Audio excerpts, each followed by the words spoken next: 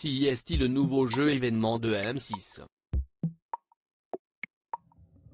Il y a quelques mois, la chaîne a enregistré dans le secret la première saison des Traîtres, ce programme inspiré du célèbre jeu de société Le Loup-garou. Pendant 6 jours, 14 personnalités se sont retrouvées enfermées dans un château près de Lyon pour vivre ensemble cette aventure. Parmi elles, 3 traîtres étaient chargés d'éliminer le reste des participants, les loyaux. Ces derniers devaient au contraire réussir à les démasquer.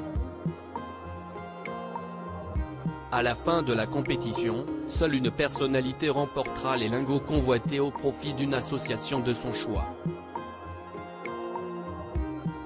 Du côté du casting, on retrouve l'influenceur Just Riyad, Clémence Castel, Vanessa Douillet et son mari David Douillet, Martin Lamotte, Bruno Sanchez, le romancier Bernard Werber, Alex Ramirez, Elsa Esnou, Delphine Vespizer, le candidat des 12 coups de midi Paul El Rarat, la youtubeuse Natou et sa meilleure amie, la styliste Mélo Coco, et Camille Lacour. Afin de percer le mystère et trouver les fameux traîtres du jeu, Just Riyad, Clémence Castel et Vanessa Douillet, les candidats doivent enchaîner les épreuves. Et l'une d'entre elles a particulièrement retenu l'attention lors du lancement de l'émission mercredi 17 août 2022. En effet, Elsa Esnou, Bernard Werber, Just Riyad et Clémence Castel se sont fait enterrer vivants. Enfermés dans un cercueil en bois cloué par le présentateur par des croque-morts puis recouverts de terre, le quatuor devait garder son sang-froid pour répondre à des énigmes et se sortir de là. Chose qui ne fut pas du tout évidente pour Elsa Esnou. La star des mystères de l'amour a même été très paniquée pendant le jeu, poussant quelques cris et tremblant énormément.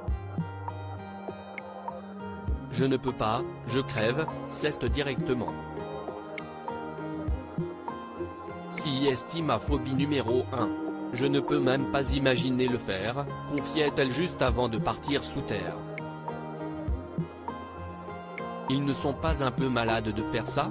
Heureusement, l'épreuve s'est rapidement terminée, laissant tout de même les internautes perplexes. Et si M6 était allé trop loin? Ils ne sont pas un peu malades de faire des épreuves aussi folles que ça, entre le saut à l'élastique et être enterré vivant? Les réseaux sociaux en prennent plein la gueule lorsqu'ils laissent des vidéos de challenge débiles, et tu as M6 qui enterre des gens vivants, j'ai été très choqué. Au moment du cercueil j'ai changé de chaîne. Avez-vous pensé à l'impact que cela peut avoir? Horrible cette épreuve du cercueil, personnellement je suis claustro, je ne pourrais pas psychologiquement, CIST terrible, peut-on lire sur Twitter.